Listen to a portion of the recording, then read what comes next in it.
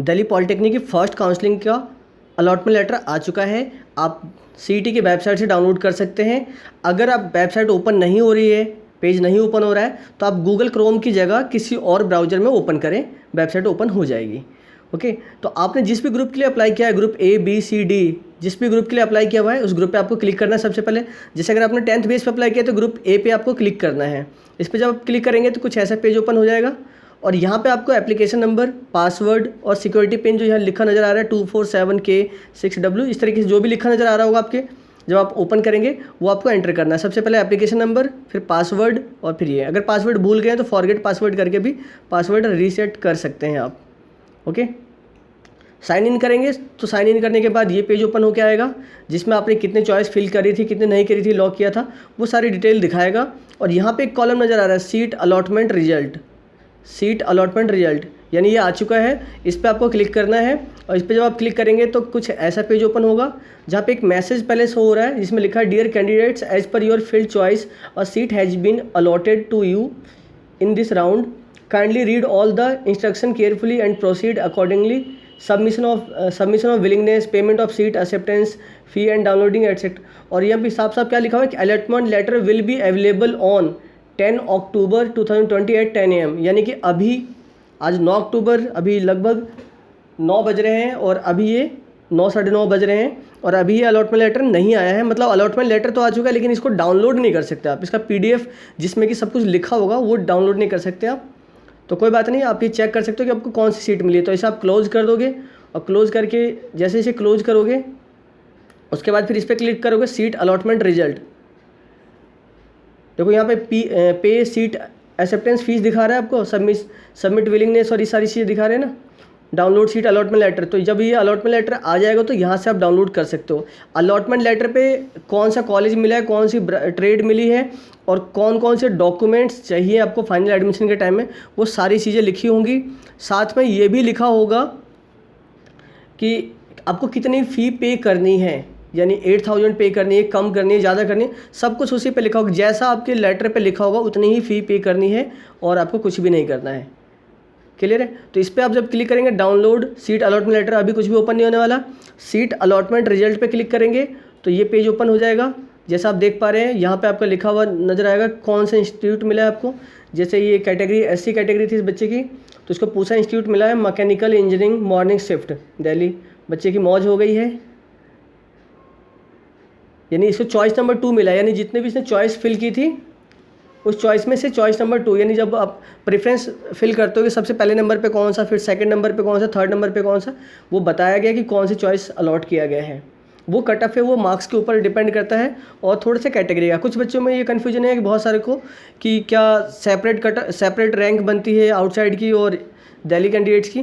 तो रैंक तो सबकी एक साथ ही बनती है लेकिन उसमें जो रिजर्वेशन क्राइटेरिया होता है, जितनी परसेंटेज सीट, जैसे 15% से 15% सीट जो है वो आउटसाइड कैंडिडेट के लिए, तो वो सारा क्राइटेरिया देख के उसके बाद रैंक डिसाइड होता है। उसके लिए पूरा एक सॉफ्टवेयर डिज़ाइन किया हुआ है इन लोगों के पास, वो सॉफ्टवेयर होता है, ये मैनुअल काम नहीं होता। ये सब मैनुअल काम तो इतनी जल्दी पॉसिबल ही नहीं होगा कि 10 से 15 दिन में कर सके इतने बच्चों का। तो ये सारा काम जो होता है ये कंप्यूटराइज होता है, उसमें डेट ऑफ बर्थ से लेकर बहुत सारे क्राइटेरिया देखा जाता है, उसके बाद रैंक बनाई जाती है। और बाकी उसके टॉप 3-4 सब्जेक्ट्स का जो क्राइटेरिया है उस क्राइटेरिया को भी देखा जाता है। ठीक है, तो इसके बाद यानी कि अब ये कल 10 बजे, यानी कि 10 अक्टूबर को 10 बजे, आप 10 बजे का हो सकता है थोड़ा बहुत पहले भी या फिर डिले भी हो सकता है, कि ऑफिस ही गवर्नमेंट ऑफिस नॉर्मली 9 से 10 बजे ओपन होते हैं। तो आप थोड़ा वेट कीजिएगा 10-11 बजे तक कि आप यहाँ से डाउनलोड सीट अलॉटमेंट लेटर कर पाएंगे, जिस पे पूरी डिटेल दे रखी होगी कि आपको जब एडमिशन के टाइम फाइनल लास्ट में जब जाना होगा कॉलेज डॉक्यूमेंट वेरिफिकेशन के लिए, तो कौन कौन से डॉक्यूमेंट्स ओरिजिनल और फोटोकॉपी लेकर जाना होगा, सब इस पे लिखा होगा। खैर उसकी लिस्ट मैंने पहले भी बता दी, वीडियो अपलोड कर रखी है, तो उसमें आप देख सकते हो, या वेबसाइट पे वो लिस्ट भी अवेलेबल है, यहाँ से आप देख सकते हो। कहाँ से? ये लिखा हुआ है documents required at the time of final admission. इस पर क्लिक करके जितने भी डॉक्यूमेंट्स लिखे हुए हैं वो सारे डॉक्यूमेंट्स अपने रेडी कर लें, जिसके लिए भी आप एलिजिबल हैं। जैसे अगर आप जनरल कैटेगरी हैं तो आपको OBC SC ST नहीं चाहिए, लेकिन अगर आपने EWS कोटा से अप्लाई किया तो आपको EWS चाहिए, OBC से अप्लाई किया तो OBC भी चाहिए, और SC ST कैटेगरी से अप्लाई किया तो वो सर्टिफिकेट भी आपके नाम पे बना हुआ होना चाहिए। ओके, बाकी जो भी अगर आपको और डॉक्यूमेंट्स जो चाहिए, जो भी डाउनलोड्स में, जैसे मेडिकल सर्टिफिकेट बनवा के रखना है आपको, या PWD सर्टिफिकेट किसी का है, नॉन माइग्रेशन सर्टिफिकेट फिल करना है, एंटी रैगिंग फिल करना है, TFW कोटा का है किसी का तो वो TFW EWS का तो वो भी देख लेना। तो सारे डॉक्यूमेंट्स आप यहाँ से डाउनलोड कर सकते हो। और फिर भी अगर कुछ रह जाता है जो नहीं मिलता है तो आप यहाँ इन्फॉर्मेशन बुलेटिन क्लिक करोगे। इन्फॉर्मेशन बुलेटिन जब PDF डाउनलोड करोगे, इस PDF में भी सारे फॉर्म्स गिवन है, वहाँ देख सकते हैं कौन सा कॉलेज बेस्ट है, कौन सा कॉलेज बेस्ट नहीं है, ये आपके ऊपर डिपेंड करता है। और कॉलेज के बारे में जानना चाहते हो कौन से में कंपनी आती है, कहाँ से प्लेसमेंट मिलता है नहीं मिलता, तो आप इन्फॉर्मेशन बुलेटिन ओपन कीजिए। पेज नंबर 70 के बाद या 75 के बाद हर कॉलेज के बारे में डिटेल्स दे रखी है, उसमें बताया गया कि कौन से कॉलेज में कौन सी कंपनी आती है। आप उसे पढ़ लें, उसके बाद ही फिर एडमिशन लेना है नहीं लेना है। अब कुछ बच्चों की प्रॉब्लम है कि मुझे सीट मिल तो गई है, जैसे किसी को छोटू राम कॉलेज मिला है, छोटू राम पॉलिटेक्निक, किसी को कोई और सा पॉलिटेक्निक मिला है, लेकिन उसे उस कॉलेज में उस पॉलिटेक्निक में एडमिशन नहीं लेना, तो वो क्या करें। तो आपके पास दो ऑप्शन है। एक तो आप सीधा एडमिशन छोड़ दो, एडमिशन मत लो। सेकंड काउंसलिंग में दोबारा चॉइस फिल करना। ओके, 700 रुपये दोबारा आपको पे नहीं करना, आपने एक बार पे कर दिया है तो दोबारा पे नहीं करना। आप सेकंड काउंसलिंग में चॉइस फिल कर सकते हो, वो भी 10 अक्टूबर से स्टार्ट हो जाएगा, कल से ही लॉगिन करके जैसे चॉइस फिल करते हो वहाँ से दोबारा आप चॉइस फिल कर पाओगे ईजिली। क्लियर है। दूसरा ऑप्शन ये है कि आप एडमिशन ले लो, 8000 या जो भी आपको पे करने होंगे आपके अलॉटमेंट लेटर पर लिखा होगा। शुरू में 8000 ही पे करने होते हैं प्राइवेट इंस्टीट्यूट वाले को भी, बाकी जो बाद में बैलेंस फीस जो होती है ना, बची हुई फीस, वो बाद में लास्ट में पे करनी होगी 27 अक्टूबर के आसपास में। वो वेबसाइट पे डिटेल सारी गिवन है। काउंसलिंग शेड्यूल चेक करोगे ना आप, यहाँ सब मिल जाएगा, उसमें लिखा हुआ है वो, और मैंने पिछली वीडियो में बताया भी हुआ आपको। तो एक मेथड तो ये, फिर एडमिशन ही मत लो उस ट्रेड में, उस कॉलेज को छोड़ दो अभी, मतलब सेकंड काउंसलिंग या थर्ड काउंसलिंग में ट्राई करना। फिर दूसरा ऑप्शन है कि एडमिशन ले लो, और एडमिशन लेने के बाद ये जो ऑप्शन देख रहे हैं आप, ये ऑप्शन यहाँ पे, तो यहाँ पे एक ऑप्शन इनेबल हो जाएगा जब आप एडमिशन ले लेंगे, यानी फ़ी पे कर देंगे। फीस पे करने के बाद एक ऑप्शन आपको दिखेगा जिसमें आपको लॉक का और अपग्रेड का ऑप्शन होगा, जो यहाँ पे लिखा हुआ आ रहा है, आप देख सकते हो यहाँ पे लिखा हुआ ना, accept and freeze the allotted seat, और दूसरा है अपग्रेड वाला ऑप्शन। ओके, तो यहाँ पे एक और लाइन लिखी हुई, if you do not respond to this allotment, the allotment will be cancelled and you will be reconsidered in the next round. अगर आप एडमिशन नहीं लेते हैं अभी इसमें, तो ये आपका क्या हो जाएगा, ये सीट कैंसिल हो जाएगी, सीट चली जाएगी और आपको दूसरी काउंसलिंग में पार्टिसिपेट करने का मौका मिल जाएगा। क्लियर है। और बाकी अगर आप क्या करते हैं, accept and freeze the allotted seat in which case you must pay the seat acceptance fee and freeze the seat. You can then download the previous provisional admission letter. दूसरे में क्या लिखा है देखो, दोनों चीज़ों को ध्यान से समझ लो। Accept the seat with willingness for upgradation, in which case you must pay the seat acceptance fee and choose upgradation equal to yes. You can then download the provisional admission letter. दो चीज़ें हैं, अगर आप freeze कर देते हैं और freeze कर देते हैं सीट को, और फ्रीज करने के बाद, ध्यान सुनना, फ्रीज करने के बाद आप जो एडमिशन फ़ी है 8000 या जो भी है वो पे करते हैं, तो उसके बाद आप सेकंड काउंसलिंग या थर्ड काउंसलिंग या फोर्थ काउंसलिंग में पार्टिसिपेट नहीं कर सकते। आपकी सीट फिक्स हो जाएगी, आपका एडमिशन हो जाएगा, आप एडमिशन लेटर डाउनलोड कर सकते हैं। दूसरी कंडीशन क्या है कि सबसे पहले आपको क्या करना है, विलिंगनेस वाले कॉलम में जाना है। ये विलिंगनेस सबमिशन दिख रहा है, जब अभी इनेबल नहीं है, इस पर इनेबल जब हो जाएगा कल से ये सीट अलॉटमेंट लेटर डाउनलोड करने के बाद, तो विलिंगनेस सबमिशन पे जाना है। और यहाँ पे अगर आप चाहते हैं कि फर्स्ट जो भी अभी आपको सीट मिली उससे आप सेटिस्फाइड नहीं हैं, आप सेकंड में या थर्ड में भी पार्टिसिपेट करना चाहते हैं, तो आपको जाके सबसे पहले अपग्रेड पे क्लिक करना पड़ेगा। ओके, अपग्रेड पे क्लिक करना पड़ेगा और फ़ी भी पे करनी पड़ेगी। अपग्रेड पे क्लिक करना पड़ेगा और फ़ी भी पे करनी पड़ेगी। तो उससे क्या होगा कि आपका एडमिशन, अभी तो ये सीट मिल जाएगी और आप चाहते हैं कि नेक्स्ट राउंड में दोबारा चॉइस फिल करना, तो नेक्स्ट राउंड में चॉइस फिल कर सकते हैं। अब नेक्स्ट राउंड में जो भी चॉइस फिल करेंगे उसमें से अगर कोई सीट मिल गई, तो पहले वाली अपने आप कैंसिल हो जाएगी और दूसरी वाली अपग्रेड हो जाएगी, यानी नई वाली मिल जाएगी आपको। दोबारा 8000 या 700 कुछ भी पे करने की ज़रूरत नहीं है, एक बार वो पे हो चुका है। ओके, लेकिन अगर सेकंड में कोई सीट नहीं मिली, तो आपकी फर्स्ट सीट जो मिली हुई, जिसमें आपने 8000 पे करके अपग्रेड के लिए अप्लाई किया है, वो सीट आपके पास रहेगी, वो कहीं नहीं जाएगी। क्लियर है।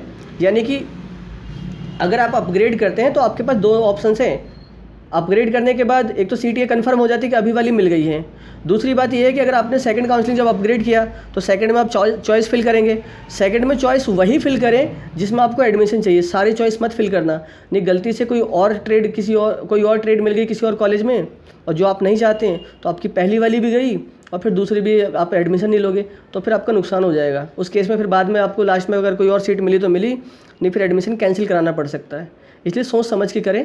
अगर आप सीट से सेटिस्फाइड हैं तो आप एडमिशन भी ले लें, 8,000 रुपये जो भी आपको पे करने होंगे वो 8,000 रुपये पे भी कर दो और फ्रीज वाले ऑप्शन पे क्लिक कर दें, यानी फर्स्ट रूल के अकॉर्डिंग, ठीक है। लेकिन अगर आपने ये सोच लिया है कि मुझे ये ट्रेड नहीं लेनी या ये कॉलेज नहीं लेना, मुझे चेंज करना है, बट ये कंफर्म कर रहा है कि मुझे एडमिशन पॉलिटेक्निक में लेना ही है, किसी न किसी कॉलेज में लास्ट में लेना ही है, तो आप एडमिशन ले लें, 8,000 रुपये पे कर दें, अपग्रेड के ऑप्शन पे क्लिक जरूर कर दें, ओके।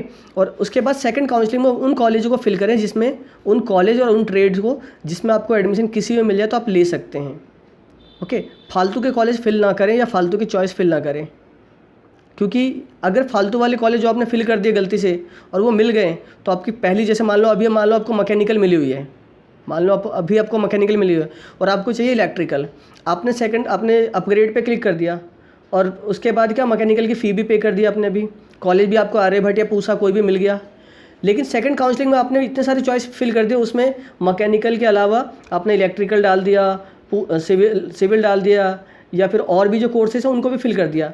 अब मान लो कि आपको इलेक्ट्रिकल चाहिए था, नेक्स्ट राउंड में आपने पार्टिसिपेट किया, लेकिन इलेक्ट्रिकल ना मिल के कोई और सी ट्रेड मिल गई, केमिकल इंजीनियरिंग मिल गई या फिर प्रिंटिंग टेक्नोलॉजी मिल गई, तो उस केस में आपका क्या होगा कि आपकी मैकेनिकल गई, आपके पास मैकेनिकल सेफ नहीं रहेगी, फिर आपको वो ट्रेड लेनी पड़ेगी जो सेकंड में मिली है, ये नुकसान हो सकता है। तो इसलिए बहुत सोच समझ कर तब जाके करना, ओके। अगर आप संतुष्ट हैं तो फ्रीज कर दे, कोई प्रॉब्लम नहीं है, और संतुष्ट नहीं है तो अपग्रेड के साथ जा सकते हैं, लेकिन नेक्स्ट राउंड में वही, मैं बार बार इसलिए रिपीट कर रहा हूँ, नेक्स्ट राउंड में वही चॉइस फिल करना जिसमें आपको एडमिशन लेना है, जिस ट्रेड में आप चाहते हो या जिस कॉलेज में चाहते हो, क्लियर है। बाकी सारा डाउनलोड, ये जो अलॉटमेंट लेटर आ जाएगा जब इसे डाउनलोड कर पाओगे आप कल से, तो उस केस में क्या होगा, उस पर सब लिखा होगा, आपको कोई टेंशन लेने की जरूरत नहीं, कौन से डॉक्यूमेंट्स चाहिए सब आपको उस पर लिखा होगा, फीस कितनी पे करनी है उतनी ही पे कर देना और आपको कुछ नहीं करना, ठीक है। जैसे इनेबल होगा फ़ी पे करने का ऑप्शन जैसे ही इनेबल होगा उसके 1-2 घंटे बाद ही फ़ी पे करना, स्टार्टिंग में मत पे करना, क्योंकि कई बार वेबसाइट क्रैश हो जाती है तो आपकी फ़ी